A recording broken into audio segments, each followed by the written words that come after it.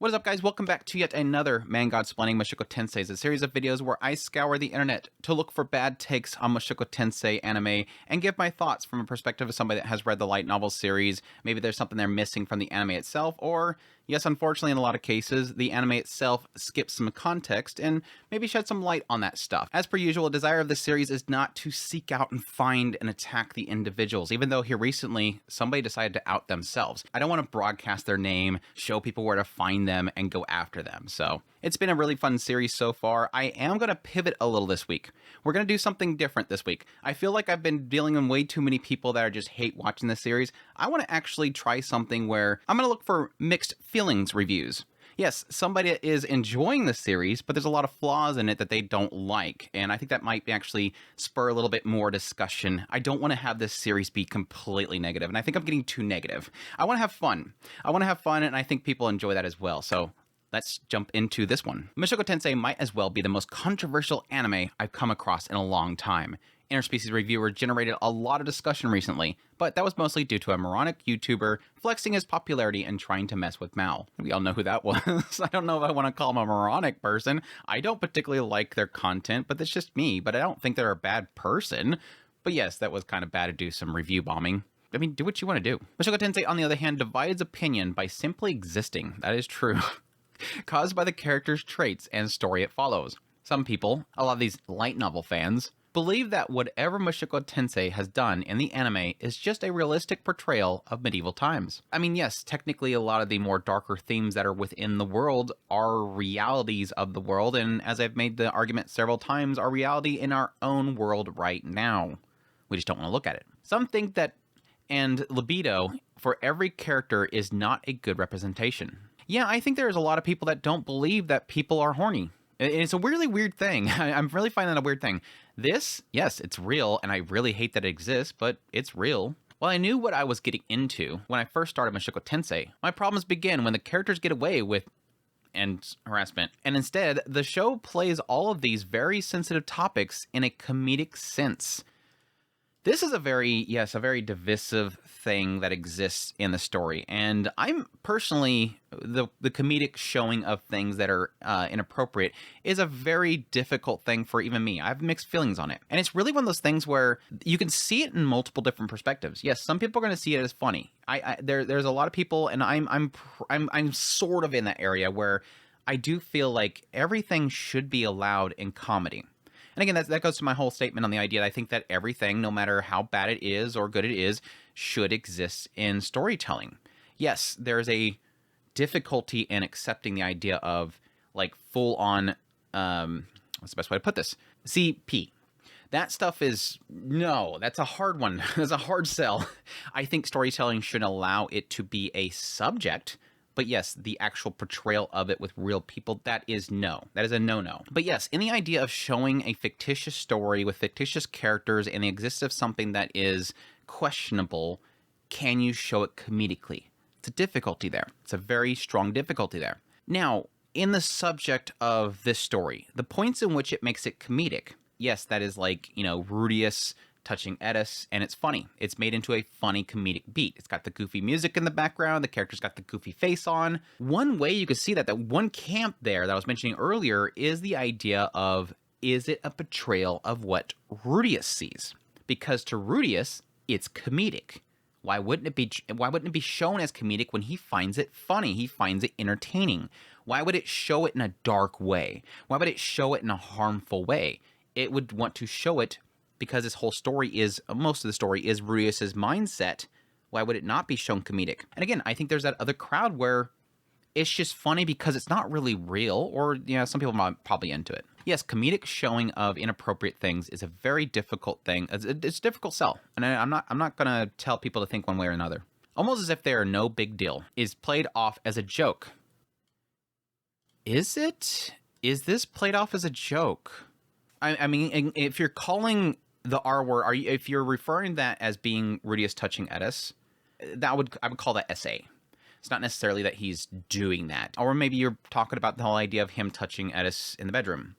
Maybe that's what you're talking about with the R word. If you're specifically talking about where Paul was talking about, or at least Rudeus was recalling that Paul talked about doing forcing himself upon Lilia, I don't necessarily think that was portrayed as a joke, but maybe I read it wrong. P is a character quirk that has nothing wrong with it, and harassment as flirting. I don't think that it has ever said there's nothing wrong with this. I think this is kind of a difficulty that some people might have, and I don't blame people. I think if this stuff is unsettling to you and it bothers you, step away. That's fine. I'm not gonna ding anybody for that.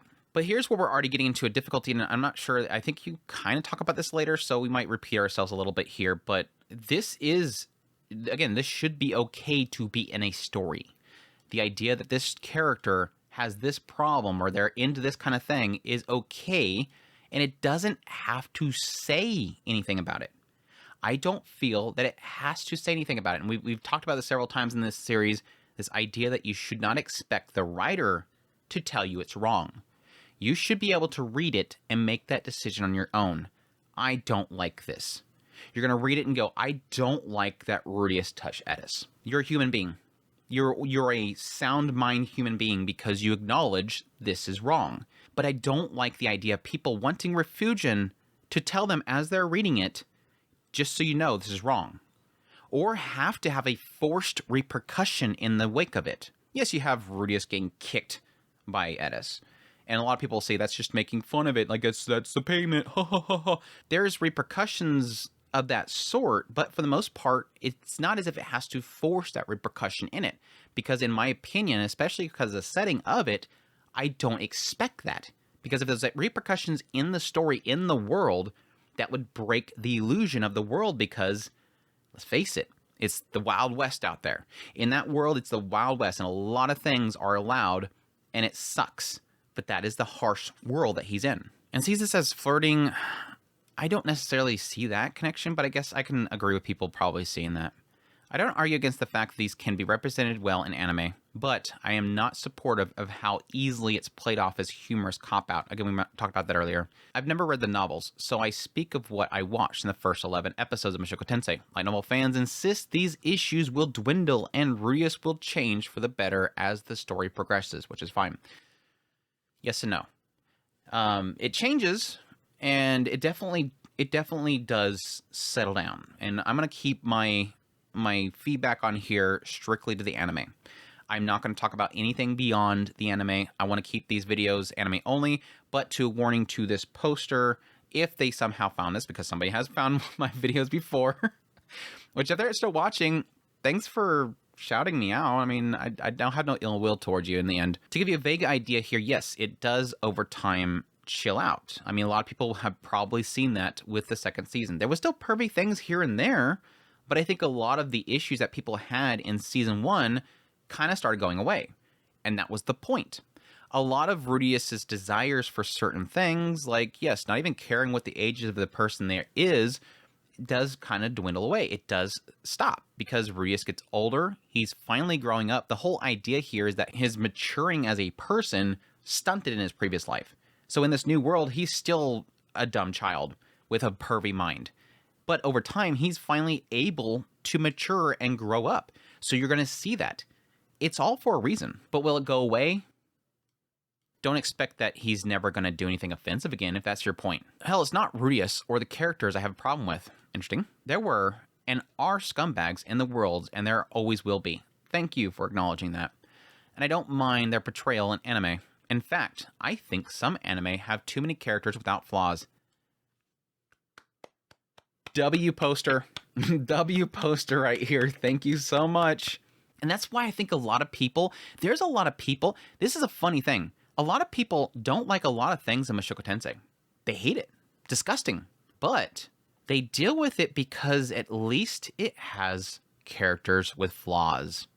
They'll take the worst just because there's very little options for very flawed characters in storytelling, and they acknowledge that those flaws make the characters more realistic. My problem is with the presentation. If you're going to touch on such delicate matters, there's a fine line that needs to be treaded. It's a disagreement there. We're going to have to disagree there.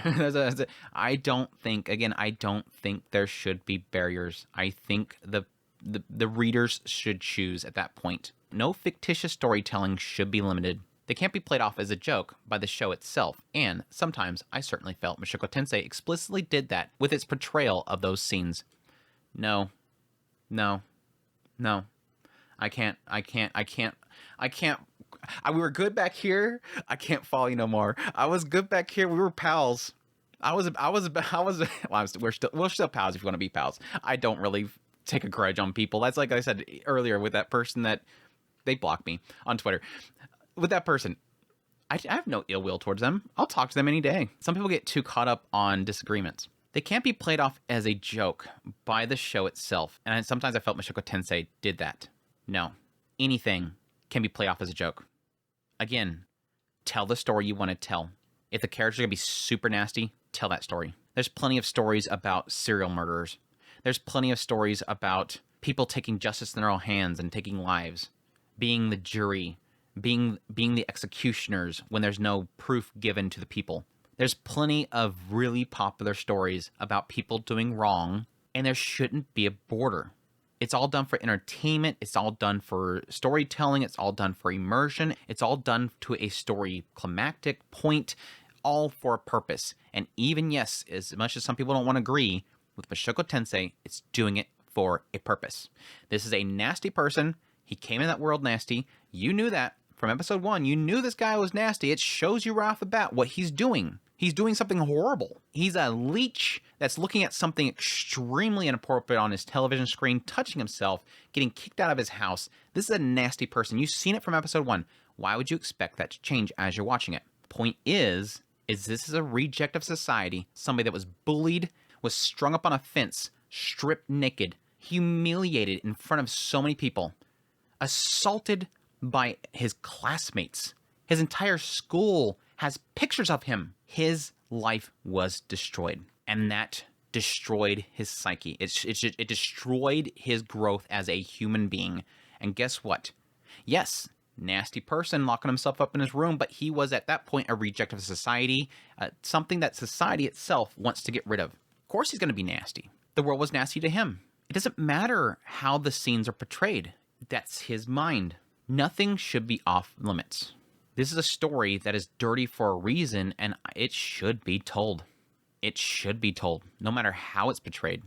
Also, almost everyone in the show thought with their 24/7, and no, that's not a realistic representation of the world. Nope. You're way overblowing that. Characters don't think with their in the 24/7. If you think that the characters are always thinking about this stuff 24/7, you're obviously exaggerating here, but if you think it's overshowing this stuff and this is something they always think of, then you're not paying attention to the story whenever it's not doing that. What you have Paul making a comment here or there, the whole family meeting situation, which involves that, the letter that Paul gave Rudeus and his pervy thoughts about Eris, Elise, and what she does in order to gather intel and how she is sleeping with people. That's it.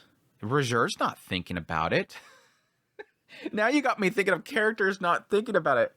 Roger's not thinking of this all the time. Nokobara isn't. Nobody else is. It's just Rudeus and a brief time with Paul and Elise. That's it. You're blowing out a portion. If you think it is, you need to get out of your bubble and know more people. Okay, so the problem with this is, and I agree and disagree with you. I think a lot of people, it depends on who you are. A lot of people, it's all they think about. They want it. That's fine. It's a physical desire. It's a human nature thing. It's a desire for something. There's going to be some people that just, they don't care. Like, yeah, if I get it, I get it. If I don't, I don't. That doesn't really keep in my mind all the time. I'm more focused on my job. I'm more focused on my hobbies. I'm more focused on my family. I'm more focused on this. And it's fine to be in the middle there. It's fine to think about these things every now and then. That's why babies are made. Those things are there so that you desire it for the babies to be made. So no, I think it's kind of a reverse there as well. If you think that that people don't think with these things all the time, then you're either not getting out much, or it's more probably a thing that people don't vocalize it. Again, not everybody's talking about it. A lot of it's in people's heads. There's a lot of thirsty people out there. There's Ellises out there everywhere. The story starts off like any other isekai. A useless otaku meets an accident, dies, and is transported to a new world. In Mushoku Tensei, the MC gets a completely new start, and he's born into the alternate world instead of having his old body transported. It's a good thing there, because this would be a heavy bite. Joking. I can make that joke because I ain't the skinniest person in the world. And the first thing that the reincarnated protagonist, newly named Rudeus, or Rudy for short, does is ogle his mothers and tries to fondle them. And does that not make sense? Here's that weird thing here. Yes, it's unsettling that he does that because this is supposed to be his new mom. But doesn't it make sense that he does that? This is the unsettling thing, uncomfortable truth, and the actual thing that does make you believe this is a real story, because the dude just got done touching himself to an inappropriate video. He immediately gets kicked out of his house, gets hit by a car, and wakes up in front of 2 gigantic mounds. Why would he not go after them? If he goes, "Oh my gosh, lady, cover up, you're my mom," would you believe that's him? No, this can't be that character I'd just seen on the screen. It's consistency here. Of course he's going to want to fondle them. Even after realizing that she is his new mother, he still says that it is free rules. Again, why would he not? This isn't his mom. And this is actually a story point. He doesn't see her as his mom. Yes, in this new world, apparently she birthed me. But he doesn't see her as a mom. He doesn't. The whole beginning segment of the show, it's constantly saying that he doesn't see Paul as a father. That's not my dad. He's actively trying to throw stuff back in Paul's face. Like, what? You think you can lecture me, dude? He doesn't call them dad. He calls him Paul. He doesn't call Zenith mother. He calls her Zenith. He doesn't see them as his parents. Yes, there's at times when he's getting his presents stuff, it does actually have him speak that. But in his mind, he never sees them as his parents. He's playing as the child. He's playing along with it. But in his mind, he's this guy from his previous life. He spent more time in his previous life. Again, this actually makes sense that he doesn't see it this way. It would just be like if you were walking down the street and suddenly, flash, you're now suddenly an infant in somebody's arms. Would you immediately see them as your parents? No. It's going to take something. You're going to have to connect or something. Because in your previous life, you have parents. No, those are my parents. Already, this has left an appalling first impression. I don't see why. Again, you know who he was before he transported. Why does this bother you? Well, I guess technically it shows exactly what he does in the second episode. But I'm assuming you've already watched all that. It was just awkward. I've seen my fair share of ecchi anime with perverted characters, but this is already having me more second thoughts and continuing a few minutes into the episode 1. Now, here's the cool thing. You're bothered by it. Here's the cool thing. I love pointing this out to people, and so people that have been watching this series, they get bugged by this, that I'm repeating this. To this particular posters, isn't that a good thing? I've noticed this to a lot of people, especially with the coming controversies that you haven't gotten to yet, especially with the end of the second season. You see this all the time. You see pervy characters all the time. You see ecchi anime all the time. You see pantsu. You see all this stuff all the time. But here it bothers you. Why? Because it's believable. Suddenly it's offensive because it's portraying a story that you can see is grounded and real, and the characters are real. That's a good thing. The first episode pulls no punches in showing how much of a trash Rudeus is. How much of a trash he is? As he scrounges for pantsu of women in his house, and even before he turns 1. Again, that's what a pervert in his previous life, being reborn as a kid, would do. If he suddenly started trying to figure out how he can volunteer to his local kitchen, that would be weird. What follows are several time skips within a few episodes. The start is pretty generic, but I'll be honest, it's kind of interesting. Good. If you get rid of the problems many people, including me, have with the portrayal of some issues, then the first season of Mushoku Tensei becomes a polished version of what a lot of other isekais try and fail over and over again. But that's the thing. It's not trying to be that. It's not trying to be what all the other ones fail. It is, and you're going to get into it in a minute, it is the origin of a lot of the concepts that a lot of them have. And we'll get into that in a minute. It is as good as it is because of those flaws. You just don't want to see that they are technically things that are contributing to it. A lot of the struggles the characters have is because of the things you don't like. A lot of the difficulties and choice makings the characters has is because of those flaws that you don't like. Yes, you can say, I wish it wasn't showing them as much as it did, but that's what technically is a formula that makes Mushoku Tensei what it is. Some do it with some success, But those are a few amongst the can of worms that the isekai genre is. So, Mushoku Tensei undeniably falls on the better side of the isekai scale. Lopside as a scale may be. It's a lot on the other side. Mushoku Tensei fans like to call it the grandfather, mother of isekai. But I doubt the validity of these claims because several other popular isekai novels have come out before it. And SAO, talking about the anime here, might not be an isekai, depending on what the definition of isekai is, but that's the one that started off the boom of what was basically to become a genre now. Yeah, several things here. Yeah, let's just get Sword Art Online out of the way. Yes, technically that came out, I think the novel series is like way back, like really early 2000. I think 2002 or something like that is when it started. It is a isekai because it is another world, but it's not necessarily that they're transporting there. They're just being stuck in there. It's a virtual world. And yes, technically before SAO, there is a ton of transported to another world stories. It goes way back. It goes way back, way before Sword Art Online. Yes, Sword Art Online for the isekai genre, a lot of people are going to attribute it to that. It definitely popularized it. But for light novels specifically, the popularity of that started way before then. Why people call it the grandfather or godfather, grandmother, godmother, whatever people want to call it. The reason that people call it that, and I don't blame this writer for being confused by this, I did the same thing. When Mushoku Tensei, the anime adaptation started, that's when I first learned about it, and there was tons of people all over replying to every video and everything, first impressions, previews that we were doing. They were all going, dude, wait, Mushoku Tensei is the grandfather of isekai. It started the genre. There was people saying it started the genre. People were literally saying it started the isekai genre, and I'm going, what are you people talking about? Isekai's been around for a long time. Was there, I don't know, a pre-web novel that he was writing in the 80s or something, or the 70s or 60s? I think people heard this and were basically saying the wrong things. Some people had the concept there, it's just everybody else heard that and echoed it and didn't realize what they were saying. The idea here is there's a lot of concepts of isekai, tropes, elements that Mushoku Tensei created and also popularized. It sparked up this massive boom of isekai on web novels and whatnot. That's what they're talking about there. They're not talking about the fact that Mushoku Tensei birthed isekai. They're not talking about Mushoku Tensei created the concept of isekai. Talking about fans, some fans even claim that the people who have issues with etc. and how the anime portrays these in good light are soft snowflakes. Again, another one of these, just don't worry about it.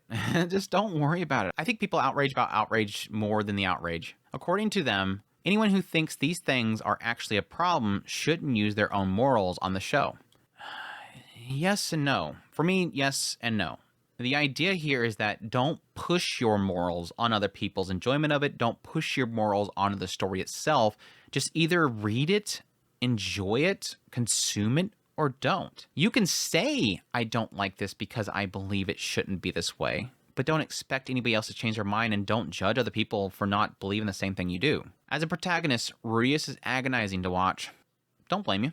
This holds especially true for the first half of the season, as he seemed to not even care about how creepy some of his actions were. Again, I mentioned earlier, what were you expecting? He's a pervert in his previous life. Why would he just fix? He's a degenerate in the truest sense of the word, with very little to redeem his character. I understand he has trauma because of the bullying he was victim to in his first life, but that doesn't justify his actions. Actually, psychologically, it doesn't justify it, it doesn't excuse it, but it explains it. I tell that to a lot of people. A lot of these situations, it doesn't excuse it, it explains it. Being SA'd on a fence in front of your classmates, that messes with your brain. It is an absolute mental break for a person. A lot of people that have something like that happen to them, being SA'd on a fence in front of their classmates, often leads to them having those same proclivities. Often leads them to want to do those same things. It perverted his brain. It messed with his brain. And there's a lot of studies that show that. This caused it. Yes, it does justify his actions. It doesn't make it right, but it's the reason of why he does it. Of the few flashbacks we got of his previous life, he was shown at the time of his parents' funeral. Yep. Then in his new life, he still retains the mind of a middle-aged useless who even in his new chance of life, hasn't changed after spending 5 years as he fantasizes about turning a 5-year-old girl he saved from bullies into his ideal woman. Okay, there's a few things here. Again, he shouldn't change. It's not like, again, when he goes into his new life, suddenly his brain fixes. Suddenly his mindset fixes. He retained that brain so that he's going to act that way. Again, if I was watching this show and within minutes, suddenly he stops being a pervert, I would wonder why they even did that. See, here's the key thing here, and I think you mentioned it earlier, and so this is a great example here. There's an issue with a lot of other isekais that don't have flawed characters. What happens is they have this life in their previous life, they get isekai'd, and then suddenly the previous life doesn't even matter. It makes you wonder, why is this even isekai? I made a term a while back, it was something like, why isekai? That was my question mark. I had shows that I called them why isekais. Why is this an isekai? Just make it he was born in a fantasy world. Why does it have to be an isekai? If he never thinks about his previous life, why isn't it even an isekai? Why is it even a transport to another world? But here's the weird thing is you're saying that all this stuff and you're upset because he's fantasizing about turning a 5-year-old who bullied into an ideal woman. The word here is grooming. And yes, he does ponder this idea. Very quickly, Paul picks up on what that they're way too close and decides to send him off, so he never gets to do it. But he does think about it. He never does it, but he does think about it very briefly. He never did any of this. He thought about it. The idea is, again, that he's doing the grooming process. It has nothing really to do with everything else you've listed before. I guess that's the disconnect there. They're both bad. Don't get me wrong, they're both bad. One of the things that I always find funny about isekais is how the protagonist, who is usually pretty useless in real life, becomes a genius. Not just physically gifted, but mentally having over 9,000 IQ. Are you saying that he's genius? Okay, you might change this later, but if you're saying right here that Rudeus is a genius, no. Rudeus has spent a lot of his previous life sitting in front of a computer and just researching things and watching video about, like, yes, how clouds are developed and how water and how evaporation works and stuff like that. He's not a genius. He does have, again, YouTube smarts. And that's all he's applying in this new life. In this new life, he's sitting in front of these books, day in and day out, reading how to do magic. The only thing that he does that's special here is he's able to apply his knowledge of science to the spell itself. That's what happens when he does the whole cumulonimbus with Roxy later on, his final test. He's basically knowing how pressure and heat and temperatures affect the actual clouds. Roxy, she steps up there, she just pours a ton of mana into making the spell. Rudeus creates it, but then he just manipulates it a little bit to keep feeding it. He's able to keep going and going and going. That shocks her. It's just using basic knowledge of how temperatures and weather works, which you can watch the Weather Channel for 2 minutes to figure that out. He's not a genius. Now, he's not gifted. Paul beats the crap out of him constantly. He can't beat Paul. He can do silent casting, which is special. Roxy wishes that she could do it. That's why they have that whole scene where she goes in the house and she holds her hand out. She can't do it. She wishes she can do it. But guess who does? Sylphie. She just does it right off the bat, and that's what shocks him. Yeah, you're probably not going to figure it out until she does it. He's not special. Every time he thinks he's special, like, oh, this has got to be my cheat ability. I can do this without having to do incantation. That's my cheat ability. I'm special. I'm special in this world. And then Sylphie does it. He's every single time you realize I'm not actually special. Having said all of that about Rudeus, he becomes better in the later part of the season, although still having bouts with his lecherous habits. My biggest gripe with Rudeus as a character is that his filthy actions are not driven by physical attraction. If they were, he wouldn't be stealing pantsu or trying to women before he turned 1. It's his mind that's corrupt. Bingo! That's the point. That's the point. You got it. Like, you're upset. Your biggest gripe with Rudeus is his character. That's who he is. That's literally who he is. And key point here, I didn't point this out earlier. Did you notice what Rudeus said? You actually had the quote back here. He still says, and I'm not going to say it because I don't want you two to get mad at me, for free rules. What did he say right after that? Or what did he think? He's thinking at that point. What did he think? But I got nothing out of it. There's a purpose for him saying that. It's literally pointing out that in this new life, hot, it's right in front of me, and I get those. Awesome. But I'm getting nothing out of it. It's literally pointing out that he's getting nothing out of it. He's changed. It's not affecting him. Why? Intrigue. I wonder why.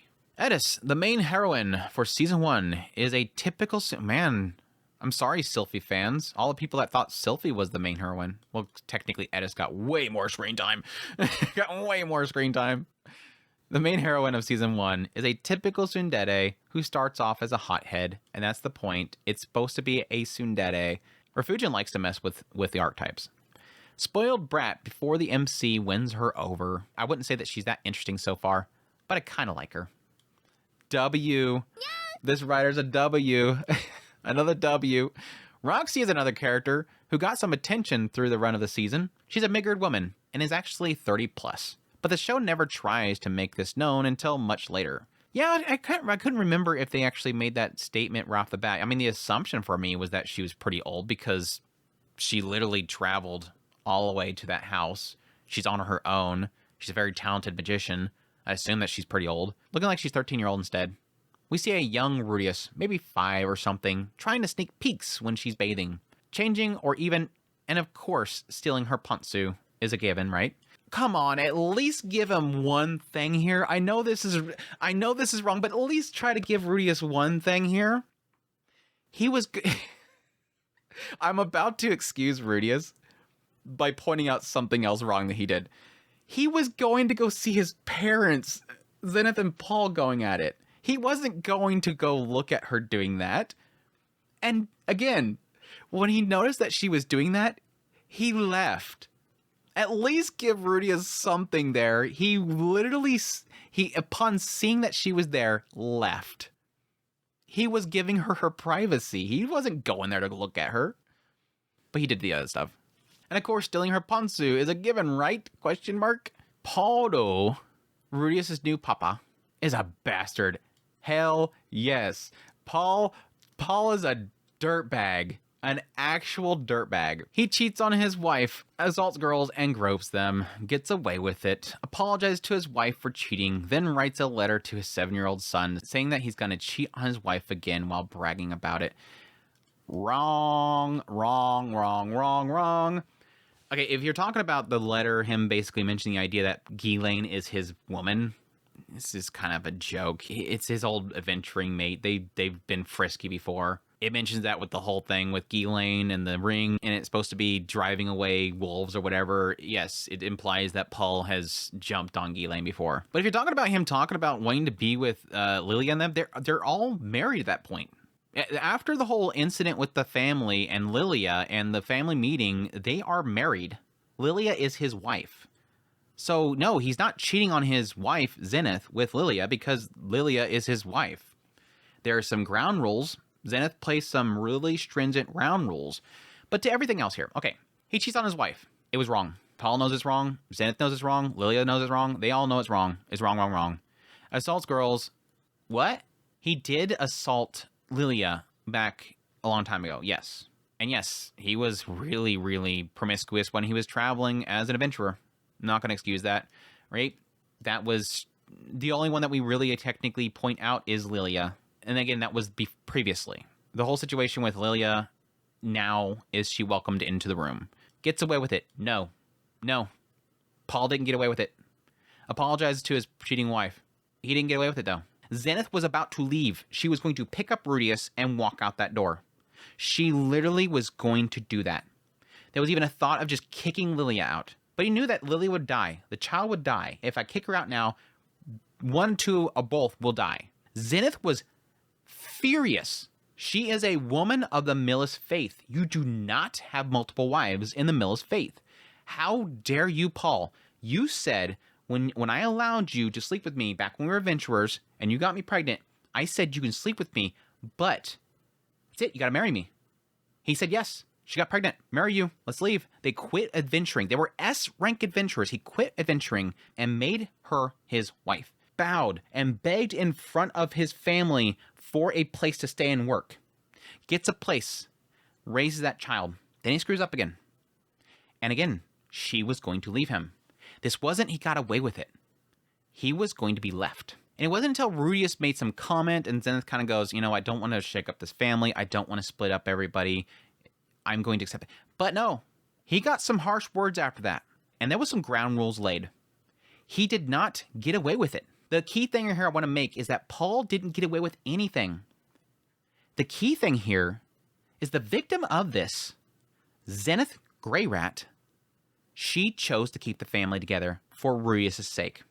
And yes, they laid ground rules. That house, Lilia and Zenith are in charge. That's that whole, like, that's what they're kind of portraying there whenever they keep kicking Paul under the table. They're the ones in charge.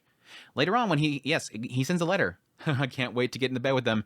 He looks over and they're staying there and they're ignoring him. Zenith and Lilia have the pants in that party now. He doesn't get away with it. Zenith chose what she wanted as the victim. Again, my key concern is how the show playing these things off as jokes. Considering there are people who've experienced these traumatic events, the author and the studio have no empathy from conception to creation. Okay, for people who've experienced these traumatic events, so the implication here is that because there's people who have dealt with these bad things before, the show itself should be considerate to them. Again, no. I've talked to some people about this before. I don't want storytelling to ever have to walk on eggshells because of trauma. Not that I don't feel bad for people with trauma. I know many people in my life that have insane trauma, like physically paralyzing trauma over things they've gone through. But I never expect storytelling, TVs, movies, anything to walk on eggshells for them. They will choose to walk away from it, or I will shield them from it. If I know something is going to happen in a TV show and they have a personal experience with that, I'm going to advise them not to watch it. But I'm never going to contact the writers and tell them portray this differently because it's going to affect them. We were talking about this on the Discord the other day. The idea that a lot of things that are constantly portrayed in shows and storytelling are traumatic for people. For example, and something that a lot of people don't take into consideration, robbery, burglary specifically. When somebody has experienced burglary, where somebody busts into their window, enters their home, steals things, even if they're not even present. I've talked to people where they weren't even present, they were gone. But still, the fact is when they come home and they find that their house was burglarized, it's traumatic. This zone, this safety net that you have, this barrier is now shattered. And yes, physical burglary, when somebody actually steals from you at gunpoint or something like that, is extremely traumatizing. But I don't expect stories not to tell it. And a lot of stories will romanticize it and make it fun and interesting and entertaining. Stealing's fun. No storyteller should ever have to walk on eggshells for people's traumatic experiences. Because who's you to say what is traumatic or not? Simply somebody stealing something from you. Murder, assault, tripping and falling off a cliff, being punched, having an embarrassing experience in front of your friends. Like a clip on my Twitter feed the other day, a heavy sailor uniform, her burping in front of her friends. That could be a sense of traumaticness there. Absolutely embarrassing yourself in front of people? Not that that's that scale. The idea here is scale. It's exactly what I'm talking about. It is scale. People put trauma on these different levels. And I hate that. Every trauma is equal. And for you to say, you can do murder, you can do genocide, but you can't do this. You can't do Paul cheating on his wife. You can't. No, I can't agree with you there. Considering there are people who's experienced these traumatic events, the author and studio has no empathy for them. A few of these things might be fine if this show is a comedy, but it's not. It's got comedy elements to it. And a lot of shows that are not labeled as comedy have comedy in it. It can't be claimed to be a serious redemption story. It's not a redemption story. It's not a redemption story. Mushoku Tensei is never a redemption story. It was never claimed to be a redemption story. It will never be a redemption story as far as I've read. and still play most of it off in giggles. Not really. It's just reality. It's playing it off as reality. Other characters don't really have much to talk about. Not yet, anyways. The visuals of Mushoku Tensei are fantastic. The attention to detail is evident. The care, the work of Studio Bind put in it while crafting the world. It's got some stunning backgrounds, gorgeous colors, and ambience to paint the world and characters. The art is the strongest aspect of the show. I agree. Season 1 was so freaking gorgeous. I want it back. I want that old polish back. Oh my gosh. Season 1 was so gorgeous. I gotta rewatch it again. The art is the strongest aspect of the show. My only real critique is the grainy art style, which I'm not too fond of. Yeah, it's got like a filter to it. It's very interesting. But that's just one minor complaint I have about the visuals. The animation is pretty fluent most of the time, and more importantly, the animators knew which moments to highlight and which they could put less work towards. The OP playing while showing the ambience is one of the biggest props to Mushoku Tensei.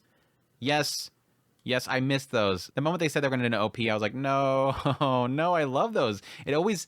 And I think it's really to the first season, because with the first season, he was moving around a lot. So you can have like these, like, just show the area. Just show the area. It's beautiful. It sets up the episode by giving us a feel of the area that most of the episode is going to be in. Yep. Speaking of the OP, it is pleasant to hear himself. She's got a great voice. I know plenty of people skip anime OPs, but Mushoku Tensei gives you a reason not to because it's part of the episode. Yeah, I would just probably say it's a theme song over the actual episode, really is what it is. And it's an insert song. Apart from the OP, though, the OST is bland and lacking. Oof! No. Can't agree with you there. Cannot agree with you there. Nothing else made me pause and repeat the scene so that I could hear the sound again. And I didn't even notice too much of it. That's actually kind of, in a lot of regards, a good thing. It's not that big of a deal, as this is the case with most anime anyways. Another case is ambience. It's ambience. Overall, the production values are top-notch, and you can see the Studio Bind's views this is a long-term project. Considering the studio was created especially for Mushoku Tensei, it is and isn't. I think that's like kind of a, yes, they offshoot that. That was their primary focus to do that, but I think that gave people the indication that all they're doing is Mushoku Tensei. No, they're doing other stuff. Although I'm interested to find out where the story goes after this. I'm not totally sold on Mushoku Tensei yet. Most of it's due to the aforementioned problems in its portrayal of serious issues and as jokes. The latter part of the season wasn't as riddled with those concerns, though, so it's getting better at least. According to novel readers, I always love these lines. It only gets better and better from here. So we'll see where it goes. But that's pretty much all source readers, right? Yep. Always take it with a grain of salt. That's like I say, every time you hear these, like, it's a redemption story, everybody says redemption story, or hey, they always say this and this and this. Don't listen to them. They're all lying to you. It's not a redemption story. The second core is back to be after the season break, and I'm interested to see how it turns out. Reviewer score 6. That was good.